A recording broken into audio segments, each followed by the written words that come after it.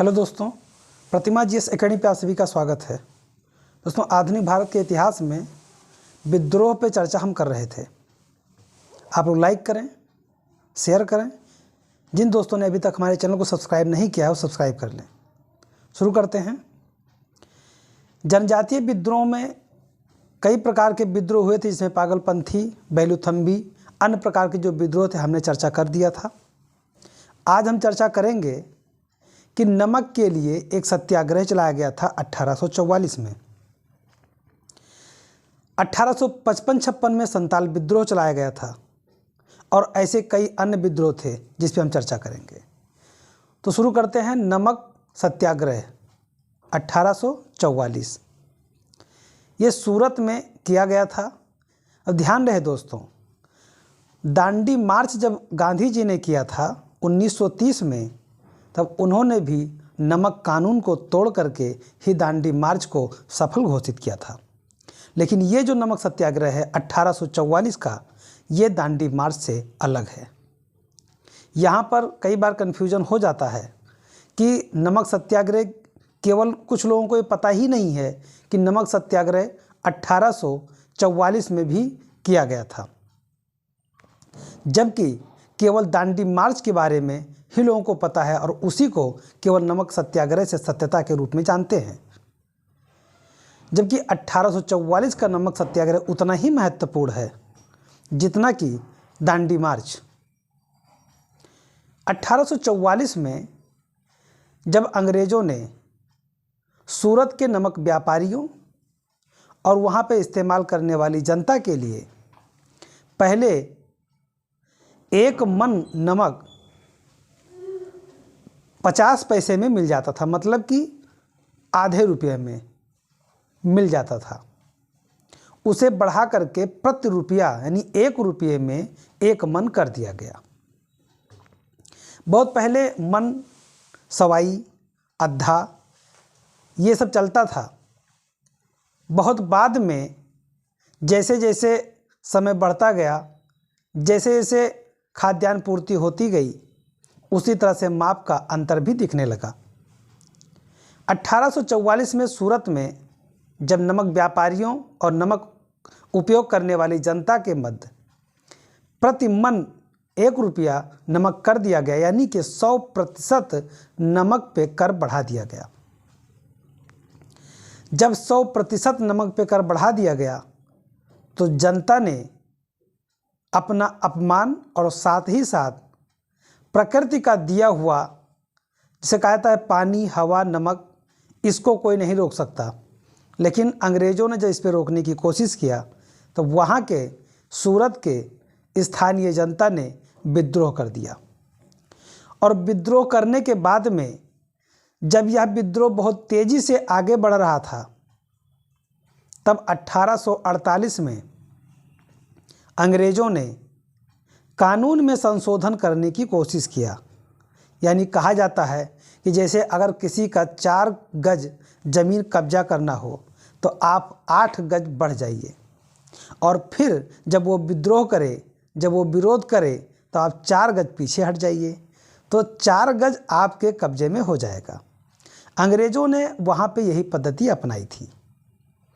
उन्होंने नियम बनाया, जिसे 1 रुपया प्रति मन के रूप में जब नमक को कर दिया, तब जनता ने विद्रोह किया और सत्याग्रह पर उतारू हो गए। सत्याग्रह कई प्रकार का होता है, जल सत्याग्रह, अन्य प्रकार के बैठ जाना, धरने पे बैठना।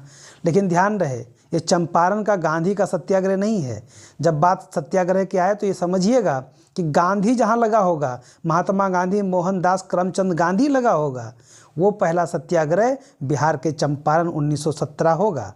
लेकिन अगर कोई नमक सत्याग्रह हुआ है जो 1844 में, अन्य प्रकार के जो आंदोलन चलाए गए हैं, तो इसके लिए केवल यही नहीं है कि सत्याग्रह को केवल गांधी जी ने ही अपनाया था। उसके पहले भी भारत में हमारे सत्याग्रह को अपनाए जाने की प्रथा प्रारंभ हो चुकी थी। हाँ, ये अलग बात है कि गुजरात में ही हुआ था और गांधी जी भी गुजरात से थे। जब 1844 में विद्रोह बहुत हावी होने लगा, तब अंग्रेज़ों ने एक कानून बनाया और कानून में कहा कि हम 25% पीछे हटने को तैयार हैं। अब 25% का मतलब ये हुआ कि 75 पैसा प्रति मन के रूप में नमक मिलेगा, यानी तब भी वो 33% राजस्व बढ़ाने में कामयाब है। यानी कि जितना राजस्व पहले था उसका अगर 50% बढ़ाया जाएगा तब जा कर के वह 75% होगा। लेकिन जब 75 पैसा प्रति मन के रूप में जब उन्होंने स्वीकार करने की कोशिश किया अंग्रेज़ों ने, तब भी जनता ने विद्रोह कर दिया और परिणाम स्वरूप यह विद्रोह इतना हावी हो गया कि अंततः अंग्रेज़ों को अपने बढ़ाए गए राजस्व को, यानी कि मूल दर को जो उन्होंने वृद्धि किया था, उन्हें वापस लेना पड़ा। यहाँ पर यह विद्रोह, यह सत्याग्रह सफल होता नजर आ रहा है। यानी 1844 में सूरत में चलाया गया नमक सत्याग्रह सफल रहा। तो दोस्तों, सूरत का नमक आंदोलन 1844 में चलाया गया था।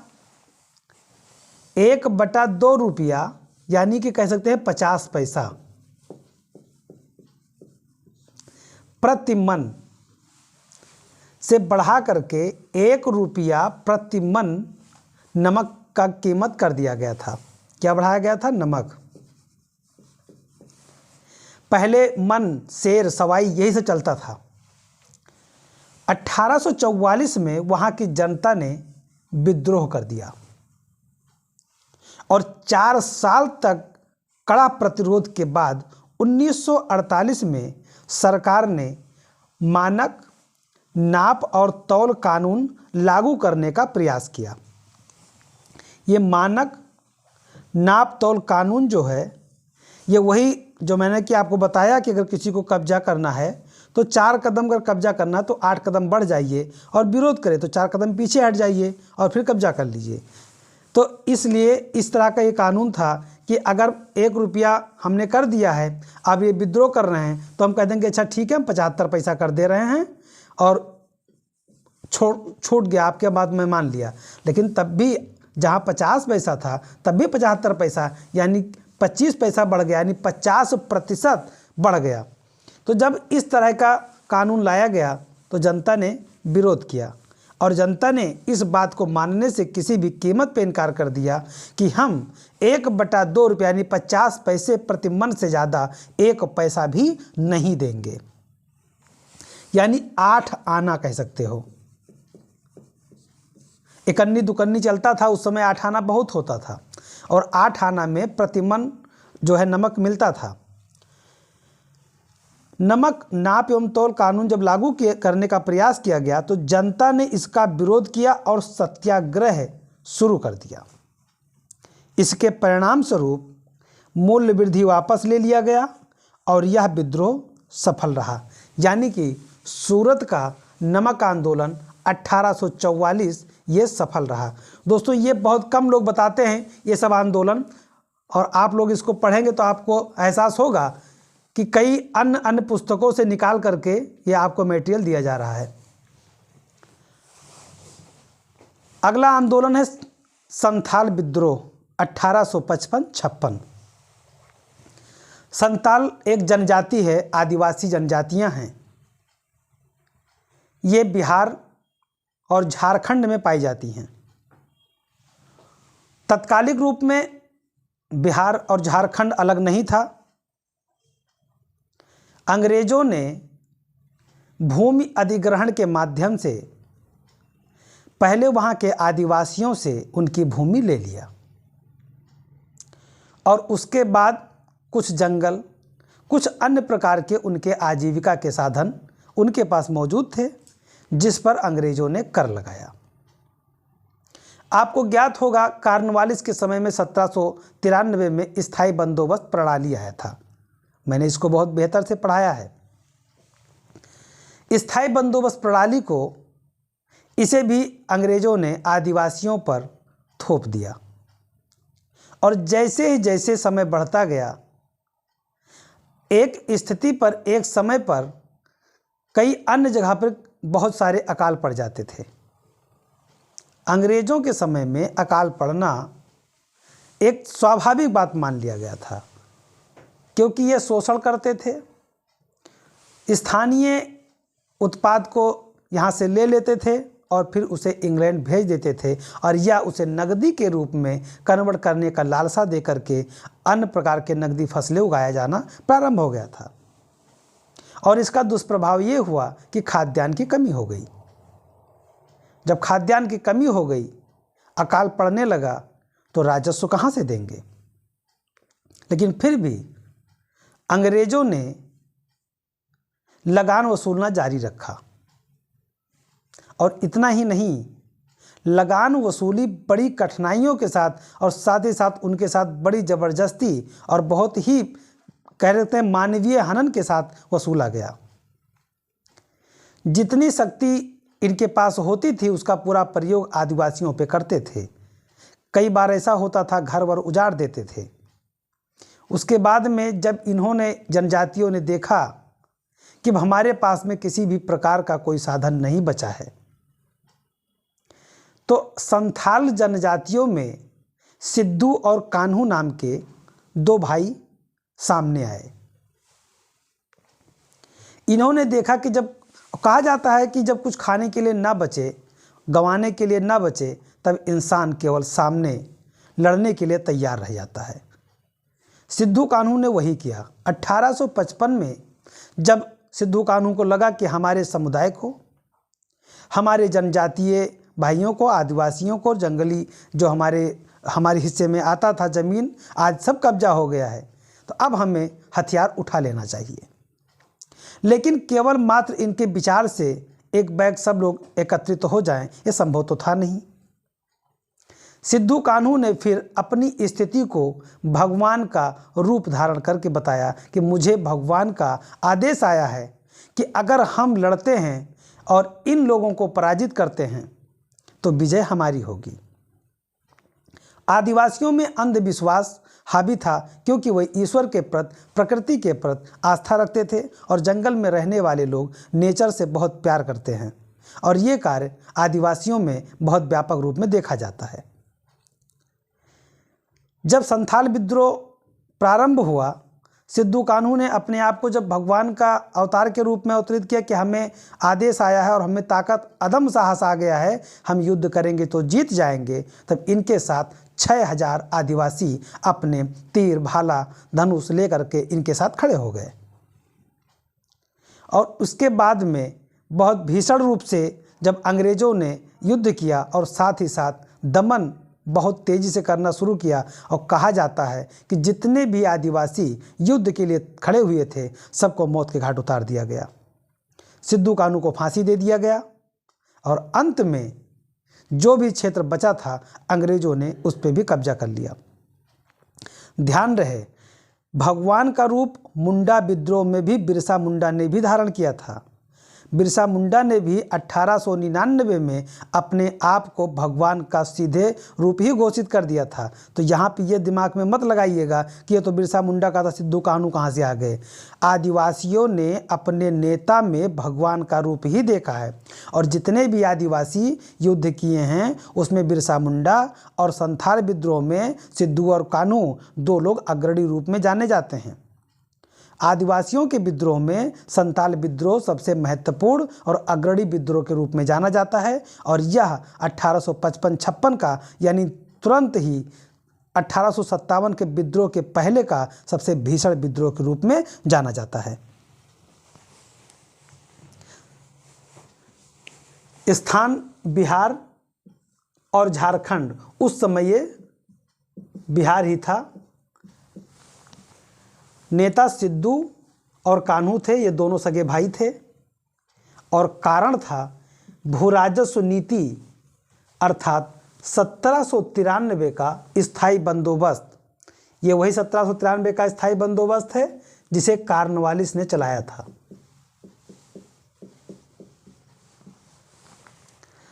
आदिवासियों को अपनी जमीनों से बेदखल होना पड़ा, और साथ ही बचे हुए जो कुछ भाग थे उसके बाद पुलिस के दमन और ज़बरदस्ती कर वसूली से जनता काफ़ी परेशान हो गई, और उसमें असंतोष इतना बढ़ गया कि उन्होंने विद्रोह का रास्ता चुन लिया।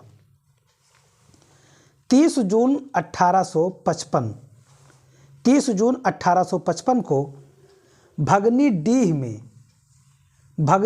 में 6000 लोगों के साथ, भगनीडीह, एक बार और ध्यान रखिएगा, बिहार में यानी भोजपुरी में भगनी को बहन का रूप माना जाता है।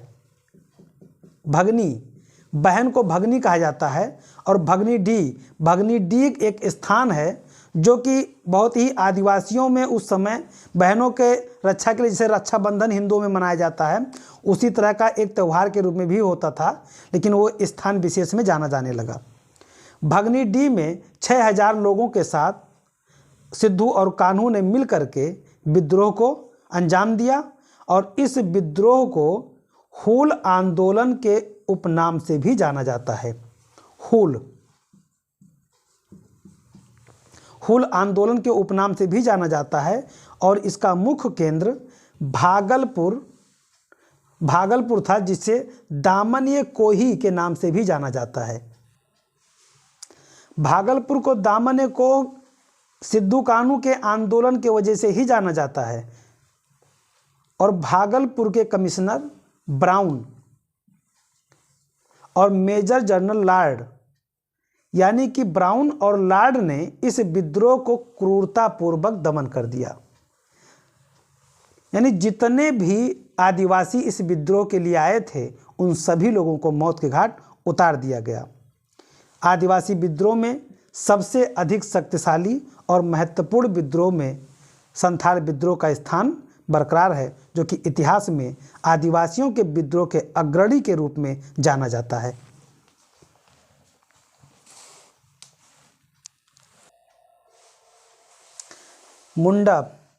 बिरसा मुंडा विद्रोह, मुंडा आंदोलन के नाम से इसे जाना जाता है और मुख्य रूप से 1899 में यह विद्रोह चलाया गया था और 1900 में इस विद्रोह को अंतिम रूप से समाप्त कर दिया गया, लेकिन यह जा करके 1901 में समाप्त हुआ।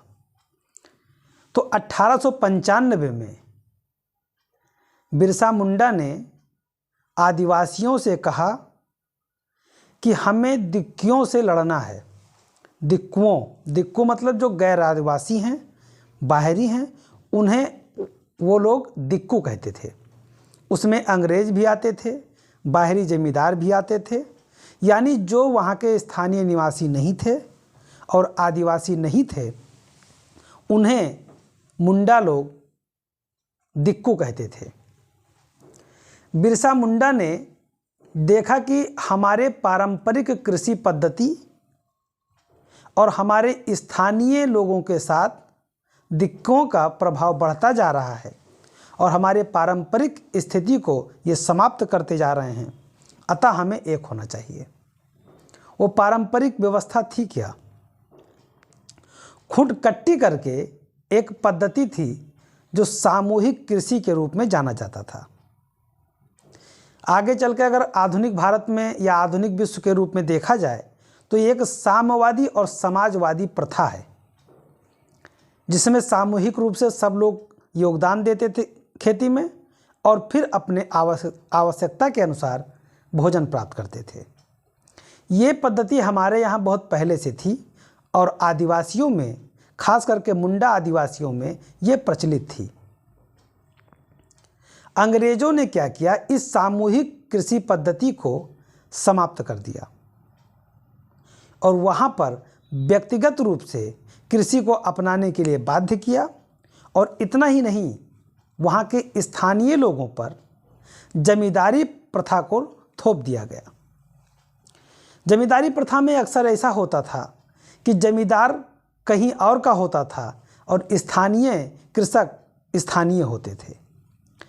ऐसी स्थिति में उस जमींदार के अंदर ना तो किसी प्रकार का कोई मानवता था और ना ही किसानों के प्रति कोई लगाव। फिर क्या करते, तो राजस्व जबरदस्ती वसूला जाना प्रारंभ होता। यहाँ पे स्थिति इतना अनुकूल नहीं था कि किसी रूप में वो राजस्व के स्थिति पर आते। इन्होंने तो सीधा विरोध कर दिया अपने सामूहिक कृषि पद्धति पर, यानी इन्होंने खुटकट्टी व्यवस्था पे ही जब प्रहार हुआ तो उसका ही इन्होंने विरोध कर दिया। जब विरोध किया तो अंग्रेजों ने इन्हें स्थान छोड़ करके जाने को कह दिया। ऐसी स्थिति में वहाँ के जो आदिवासी हैं वो सब डर गए और एकत्रित होने लगे। तभी बिरसा मुंडा नाम का एक व्यक्ति था जो साध्वी जीवन जीता था, भगवान पे बहुत आस्था था उसको, तीर धनुष में बहुत माहिर था, वीर भी था। उसने अपने लोगों को एकत्रित किया और कहा कि खुड़कट्टी व्यवस्था, जिसे मुंडारी व्यवस्था भी कहा जाता था, उन्होंने कहा यह हमारी पारंपरिक पहचान है और हम इसे समाप्त नहीं होने देंगे। हम दिक्कुओं को मारकर भगा देंगे और अपने आप को भगवान का दूत घोषित कर दिया। 1895 में अपने आप को बिरसा मुंडा ने भगवान का दूत घोषित कर दिया और लोगों से कहा कि आप, यानी जितने समर्थक इनके थे, उनसे कहा कि आप सिंह बोंगा की पूजा कीजिए। सिंह बोंगा था क्या? नाम अजीब सा लग रहा होगा। आधा शेर और आधा इंसान की, यानी नरसिंह भगवान की पूजा का इन्होंने आवाहन किया। स्थानीय भाषा में उन्हें सिंह बोंगा के नाम से जाना जाता है। सिंह बोंगा की पूजा करने का आह्वान किया और कहा कि जिस तरह से भगवान ने हमें आदेश दिया है कि हमें हथियार की ज़रूरत नहीं पड़ेगी, हमारे ऊपर गोलियां काम ही नहीं करेंगी, हमारे ऊपर जितनी भी गोली चलाई जाएगी, जिस तरह से सिंह बोंगा ने अपने नाखून से हिरण्यकश्यप को मार दिया था, हम भी उसी तरह से दिक्कुओं को मार देंगे और पृथ्वी खून से लाल हो जाएगी। अब आदिवासी उनके कहने पे आ गए। उन्हें क्या पता कि बंदूक की गोली लगती भी है। सब तीर धनुष लेकर के एकत्रित हुए और लगभग 4 से 5 माह भीषण युद्ध हुआ। अंत में बिरसा मुंडा भाग खड़े हुए। जब देखा गया कि कई आदिवासी मौत के घाट उतार दिए गए हैं, लेकिन अंत में बिरसा मुंडा को पकड़ा गया। जनवरी 1900 में बिरसा मुंडा को पकड़ा गया और उन्हें जेल में डाल दिया गया, जहां जून 1900 में इनकी मृत्यु हो गई और कुछ समय पश्चात यह आंदोलन समाप्त हो गया। बिरसा मुंडा विद्रोह यानी मुंडा विद्रोह 1895 से 1901 माना जाता है, लेकिन ये चालू हुआ था 1899 में। 1895 में इन्होंने अपने आप को भगवान का दूत घोषित किया था। स्थान झारखंड रांची है, नेता बिरसा मुंडा हैं और सन 1899। इनकी पारंपरिक भूमि व्यवस्था यानी खुड़कट्टी या मुंडारी व्यवस्था प्रचलित थी, जिसे सामूहिक कृषि पद्धति के नाम से जाना जाता था। अंग्रेजों ने इस व्यवस्था को समाप्त करके व्यक्तिगत कृषि को प्रोत्साहन दिया और इसके प्रतिशोध में विद्रोह किया गया। 1895 में बिरसा मुंडा ने स्वयं को भगवान का दूत घोषित कर दिया और अपने समर्थकों को सिंह बोंगा की पूजा करने के लिए कहा और साथ ही दिक्कुओं से लड़ाई होगी ऐसा कह करके कि जमीन एकदम लाल हो जाएगा, खून से नदियां बह जाएंगी, घोषित कर दिया और कहा खून से जमीन लाल हो जाएगा, भगवान ने ऐसा हमें कहा है। आगे चल करके जनवरी 1900 में सैलर कैप पहाड़ी पर इन्हें गिरफ्तार कर लिया गया और इनसे कहा गया चलिए जहाँ भगवान का जन्म हुआ था वहाँ आपको बुलाया गया है, यानी जेल में इनको डाल दिया गया और ये पराजित हो गए थे। जून 1900 में इनकी मृत्यु हो गई, यानी बिरसा मुंडा आंदोलन शुरू तो जिस पद्धति के लिए हुआ था उस पद्धति पे तो नहीं, लेकिन बिरसा मुंडा के मौत से समाप्त जरूर हो गया। अगला आंदोलन है ताना भगत आंदोलन। ताना भगत आंदोलन यह 1914 में प्रारंभ हुआ था। ताना उराव करके एक व्यक्ति थे। उन्होंने लोगों से कहा कि हम ना तो गुलामी करेंगे, ना ही किसी पर हाथ उठाएंगे।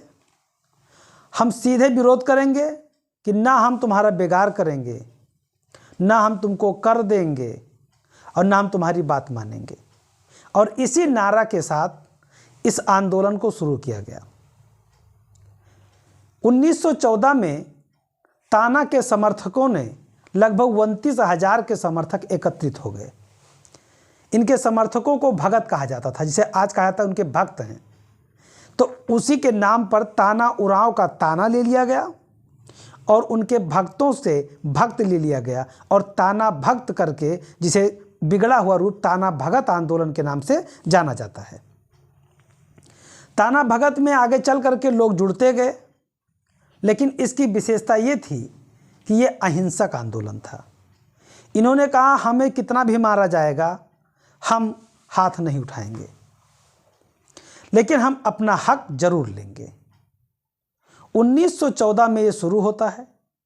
1915 में गांधी जी भारत वापस आते हैं और आगे चल करके जब बिहार में चंपारण का 1917 का जो सत्याग्रह है गांधी जी का सफल हो जाता है, तब ताना भगत को यानी इन आंदोलन को और उत्साह मिलता है, यानी ये हिंसा की तरफ नहीं बढ़ते हैं। इन्हें धीरे धीरे गांधी में आस्था दिखने लगती है और आगे चल करके गांधी जी के जो स्वदेशी आंदोलन है, साथ ही साथ जितने भी अहिंसक आंदोलन गांधी जी के थे उसमें ये शामिल हो जाते हैं और गांधी जी के समर्थन में, गांधी जी के नेतृत्व में हिंदुस्तान की आज़ादी पर अपने आप को समर्पित करने के लिए आगे आ जाते हैं।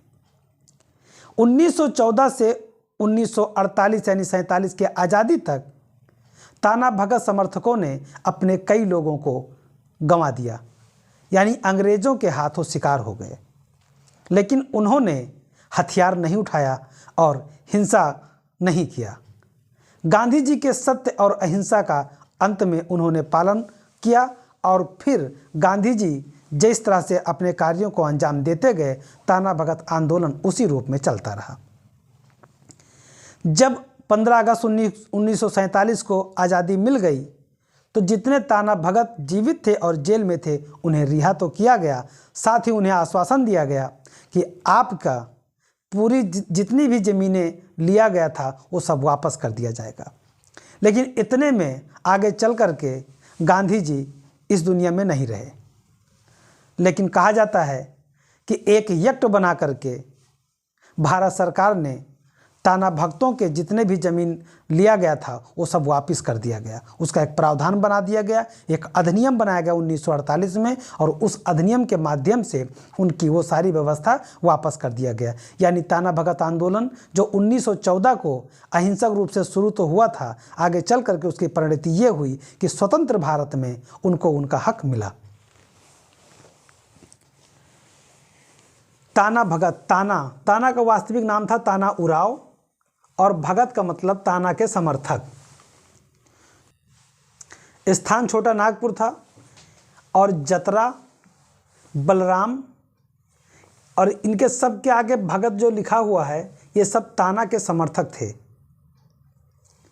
कारण था कि इन्होंने कहा था कि माल गुजारी नहीं देंगे, मतलब कर नहीं देंगे, लगान नहीं देंगे, बेगार नहीं करेंगे, मतलब बिना पैसे के काम नहीं करेंगे, और कर नहीं देंगे यानी टैक्स नहीं देंगे। ये नारा लगाते थे। ये नारा कहा जाता है कि अमेरिका से प्रेरित था। वहाँ पे जब कहा गया था कि नो टैक्सेशन विदाउट रिप्रेजेंटेशन, प्रतिनिधित्व नहीं तो कर नहीं, शायद ये वहाँ से प्रेरित था। लेकिन अब वहाँ से प्रेरित था कि नहीं था वो अलग बात है। एनसीईआरटी में तो यही बताया गया कि ताना भगत आंदोलन आधुनिक भारत का सबसे पढ़ा लिखा आंदोलन था। माल गुजारी नहीं देंगे, बेगार नहीं देंगे, बेगार नहीं करेंगे और टैक्स नहीं देंगे के नारा के साथ यह आंदोलन शुरू किया गया था। जतरा उराव ने कहा था कि सात्विक भोजन कीजिए, सात्विक भोजन कीजिए यानी मांस मछली छोड़ दीजिए, हिंसा करना छोड़ दीजिए, लोगों का हक मारना छोड़ दीजिए और एकदम साधुत्व जीवन को अब जीना शुरू कर दीजिए। ताना भगत आंदोलन अहिंसक होने के कारण गांधी आंदोलन से जुड़ गया और जो स्वदेशी आंदोलन में बढ़ चढ़ करके भाग लिया।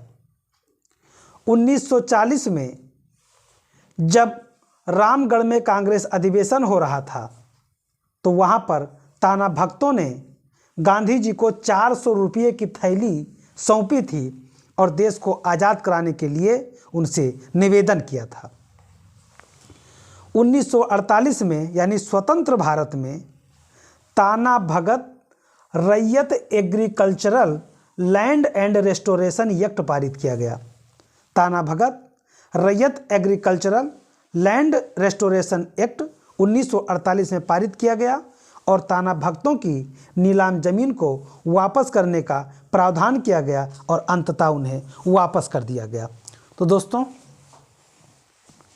मैं अपने क्लास को यहाँ पे समाप्त करता हूँ। धन्यवाद। जय हिंद, जय भारत।